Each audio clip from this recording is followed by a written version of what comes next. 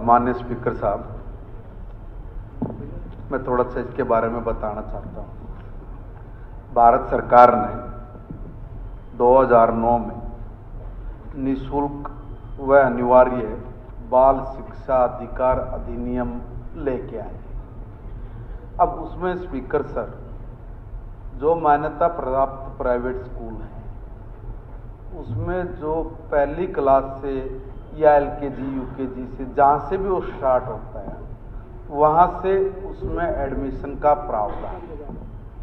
तब तत्कालीन माननीय मुख्यमंत्री जी ने ये सोचा कि भाई जो बच्चे दूसरी क्लास से वो इस अधिकार से वंचित क्यों रहे, तो इसलिए वो वंचित ना रहे, तो एक ये योजना चिराग योजना लेके आए। और उस योजना में साफ कहा कि जो भी इच्छुक हैं मान्यता प्राप्त स्कूल, वो इसमें अपनी सीट पोर्टल पे, चिराग पोर्टल पे दर्शा दें, और जो उस एरिया के 1 किलोमीटर 2 किलोमीटर का जो रेंज है, उस परिधि के जो बच्चे हैं जो उसमें एडमिशन लेना चाहते हैं, वो उसमें एडमिशन ले लें। अब सर, इसमें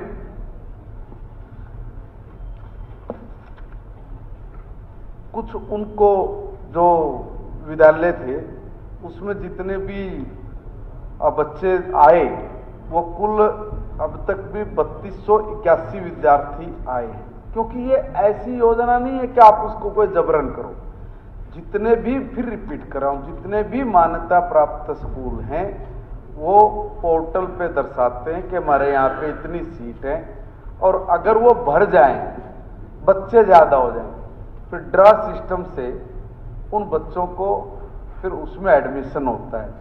मगर ऐसी स्थिति अभी तक सर आई नहीं। इसमें जो वित्तीय सहायता हम लोग उपलब्ध करा रहे हैं, वो कक्षा 2 से 5 तक 700 रुपये है, और 6 से 8वीं तक 900 रुपये है, और 9 से 11 तक 1100 रुपये प्रति माह प्रति विद्यार्थी फीस देने का प्रावधान है सर। और इसमें जो चिराग की जो स्कीम है, इसके तहत जो हमारा शैक्षणिक स्तर 24-25 में ये 3281 विद्यार्थी हैं, ये कुल टोटल लाभ ले रहे हैं। और अगली बात ये सर, 2025-26 में कक्षा 5 से लेके और 12वीं के लिए 700 निजी स्कूलों ने स्वेच्छा से अपनी कुछ सीट बताई। वो सीट की संख्या सर 34,271 सीट हैं, जो चिराग पोर्टल पे उन्होंने घोषित की है, और इस पे दाखिला प्रक्रिया ये शुरू है। कहीं ऐसी कोई बात नहीं निकल के आ रही, ना कहीं किसी स्कूल की तरफ से, किसी बच्चों की तरफ से या पेरेंट्स की तरफ से कोई इस तरह की शिकायत भी नहीं मिली है कि भाई जिसमें कोई इस तरह की बात आई हो, कोई आनाकानी की बात आई हो। फिर भी माननीय हमारे सम्मानित सदस्य को अगर कहीं कोई बात लगती भी है और कहीं से कोई ऐसी जानकारी मिली है, तो वो जो एरिया दर्शाया गया है 1-2 किलोमीटर का, अगर उसमें कोई स्कूल ऐसा है कि भाई मान्यता प्राप्त और उसने पोर्टल पे अपनी स्वेच्छा सीट डाली और वो तब नहीं ले रहा है, तब उस पर कुछ भी कहने सुनने का बनता है। अदरवाइज ये स्कीम बहुत सोच समझ के चलाई गई सर, इसका बहुत अच्छे से बच्चों को लाभ मिल रहा है। 1,80,000 से नीचे तक के या 1,80,000 तक की इनकम के जो हमारे परिवारों के बच्चे, वो इसमें पूर्णतः लाभ हैं। श्री अर्जुन चौटाला जी। सर, इसमें मेरे 3 सप्लीमेंट्री है। सबसे पहले तो कितने ऐसे प्राइवेट स्कूल्स हैं जिन्होंने इस स्कीम के तहत मान्यता प्राप्त नहीं करी, और मान्यता प्राप्त नहीं करी जो उनके, इसके अंदर भी रिप्लाई के अंदर भी जी एक बार उनके नाम जो है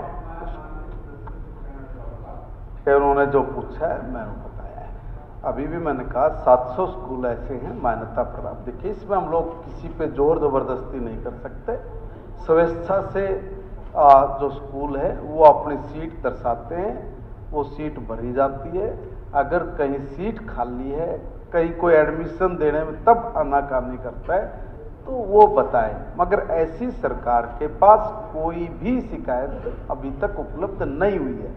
मैंने बताया कि 700 स्कूल हैं और 34,271 सीट्स हमारे पास है, जिसपे दाखिला प्रक्रिया अभी स्टार्ट है।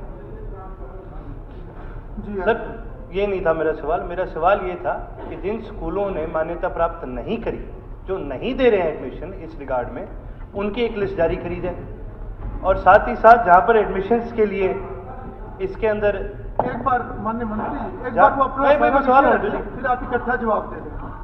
साथ ही साथ जो स्कूल्स ये दे रहे हैं वो ट्रांसपोर्ट के लिए कोई सहायता नहीं करते।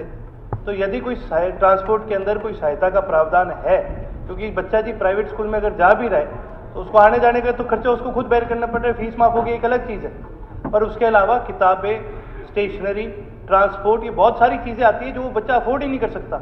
और इस कारण से जब बच्चा ट्रांसपोर्ट, स्टेशनरी और ये सारी चीज़ें अफोर्ड नहीं कर सकता तो फिर वो स्कूल में जाना भी अफोर्ड नहीं कर सकता, चाहे उसकी फीस माफ क्यों ना हो जाए। एक सवाल तो मेरा ये है कि जो जो स्कूल नहीं ले रहे इसमें एडमिशन, उनके बारे में उनकी एक लिस्ट जारी की जाए।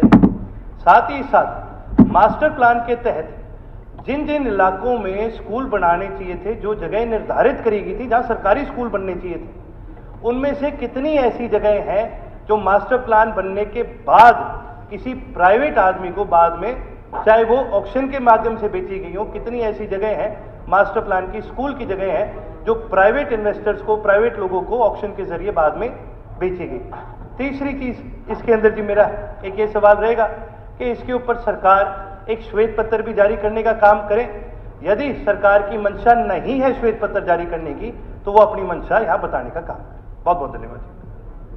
माननीय सदस्य ने जो ध्यान आकर्षण बिल पे कहा है, मैंने उसका जवाब दिया है। दूसरी बात इन्होंने कही कि जो स्कूल इसमें नहीं आ रहे मान्यता प्राप्त, उस पर हमने कहा ना कि एक स्वैच्छिक है।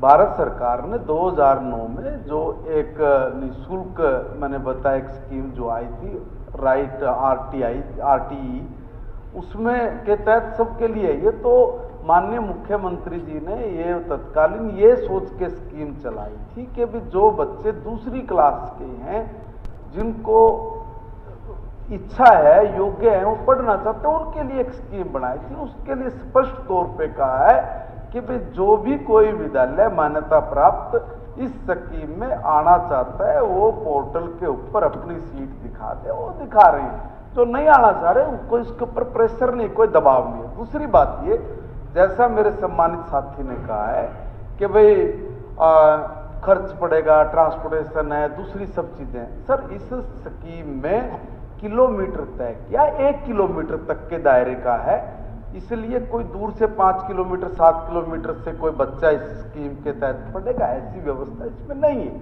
तीसरा,